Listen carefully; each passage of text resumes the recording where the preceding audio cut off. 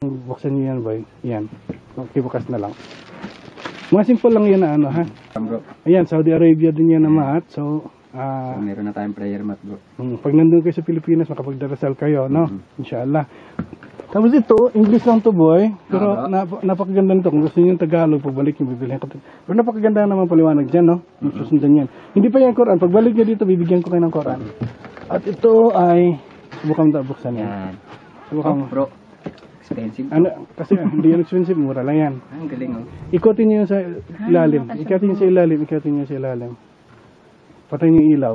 Ikutin niyo sa ilalim. Ito. Ito. Wala yan, starter. Nailaw Yan. sa... Yan. So may souvenir na kayo. Magbabagong kulay niyan. Yung dasal niyo para sa akin, tuloy-tuloy niyo lang, ha? Hindi ko kailangan pasalamat.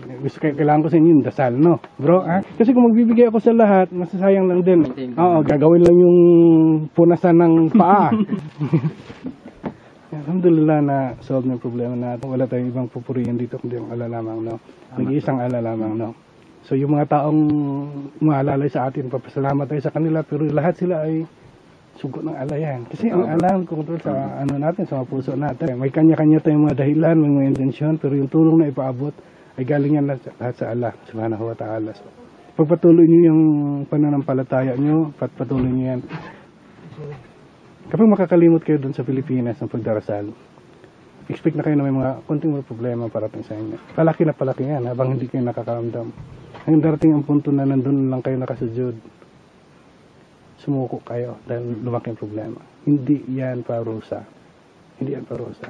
Pagsubok yan. Pagmamahal yan ng Allah sa inyo. Bakit naalalahanan kayo? Pagsamba kayo sa akin. Pagsamba kayo sa akin. Para nandun kayo sa paraiso ko pagkatapos ng bilang buhay. Hindi yung parusa. Kung sa iba siguro parusa yung tingin na, bakit ba ako ginaganito? Mabuting tao naman ako. Kalimutan mo isang pinaka-importanting bagay, no? Maliban sa paggawa ng mabuti, pagsasamba sa tamang paraan, which alam nyo kung paano yan, no? Kapag magdua kayo, anong gagawin nyo? Kapag magdua kayo, ano ba yung dua? Malangin, bro. Supplication, paghihingi, no? Anong pinakaunang gawin kapag magsala? Hugas, kalinisan, tahara. Pangalawa, gumawa ka ng kabutihan. Paano gawa yan? Niya is always important yan. Sa lahat ng bagay na gagawin nyo, kailangan may intention kayo na mabuti, no?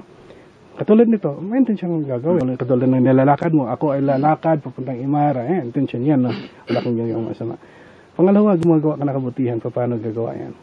Sa pagitan ng pagsalita ng dikir. Alhamdulillah, inshallah, mashallah, subhanallah, no? La hawla wala quwata illa billah. All these dhikrs. Kasi lahat ng nangyayari sa buhay natin, lahat ng gagawin natin, papuri lang sa Allah ang gagawin natin. Importante yan. Pangalawa, ikaw ang gawa. Hindi ka makipag-away, hindi ka makipagtalo. Mahal mo yung tao. Pangatlo, magsala. Kabutihan, di ba? Naglinis ka na, gumawa ka ng kabutihan, napalapit ka sa Allah. At sino bang tatanggi sa iyo kung kabutihan din yung hiningi mo? Di ba? Ang Allah, most gracious, most merciful, kahit gaano man tayo kamakasalanan, ay mamahalin, papatawarin niya tayo. No? How much more kung gumawa ka na mabuti? Naglilinis ka. No? Pangatlo, sa sala. Yung 5 beses. Yan. Tapos yung sariling sala na minsan sariling sala natin. No? Maraming oras pagdua. Yung una, kalagitnaan ng sala, no? Kalagitnaan ng fajar, bago magduhor, bago asap, magrib, tuloy yan. Tapos, katapos ng adhan, papuntang ikama, pwede ka rin magdua dyan, no? At maraming paraan sa pagdua. Tayo, nakaupo. Pinaka the best na pagdua, yung nakasujud. Sumuko ka sa Allah, no? Ngayon, nalinis ka na, gumawa ka ng kabutihan. Alam mo kung paano magdasal. Ano pang unang bibigkasin mo? So, tama. Pero anong hihingin mo? Kapatawaran. Bakit? Nilinis mo na yung kalabasan ng katawan mo, yung sa kalooban pa ng puso mo, humingi ka ng tawad. Ngayon kung magdudua ka, matatanggihan ka ba lang Allah kung kabutihan lang hiningi mo? Hindi, no? Maliban lang kung meron pa siyang pagsubok na ibibigay sa atin. At ang pinaka-importante, maniwala ka na nakikita at narinig ka ng Allah. Kahit saan nandun siya. No, tayo siya may gawa sa atin, siyang naglikha sa atin, siyang pumili natin. Pinagbigyan tayo ng free will, karapatang pumili na sambahin siya o hindi. Okay? Pero alam niya, dahil siya ang Allah, yung naglikha sa atin, alam niya ang mangyayari, alam niyang kahapon, alam niyang kasalukuyan, o saka hinaharap. Alam niya, di ba? So, alam niya kung anong pipiliin mo. At siya pumili sa'yo. So, alhamdulillah, kayong tatlong Muslim, at saka yung mga Muslim na anim, inshallah. Maintindihan niyo yung ibig ko sabihin, no? Pinili tayo ng Allah. So, pasalamat tayo. Magsasamba tayo palagi. Magsusumamo tayo ng habag ng Allah. Dahil tayo ay nabubuhay sa habag ng Allah sa araw-araw iyan. Araw-araw nabubuhay tayo sa habag ng Allah. No? Pagising natin, utang natin sa Kanya yan. Di ba? Totoo yan, bro. Okay, pagtulog natin sa Kanya din galing yan. So, huwag natin kalimutan yung mga bagay na yan. Yun lang ang isi-share ko sa inyo na hindi ko sinishare sa iba.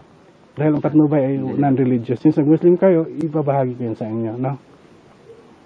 Hindi nyo kailangan makipagtalo. Bakit pa kayo makipagtalo kung nasa tama na kayo? Totoo. No? Totoo. Inshallah, man. Tapos yung Juma, meron doon sa Cavite. Ikaw dyan, saan ka? Sa Agusan? Marami na masjid doon, no? Marami doon sa Agusan. Hanapin ko. Ikaw, Ian? Huwag mo sabihin, walang masjid doon. Kalikod ng bayan na yun, masjid. So just, meron tayong ginawang grupo, di ba? Bro. Tuloy-tuloy lang kayo doon. I-active natin yun ulit, no?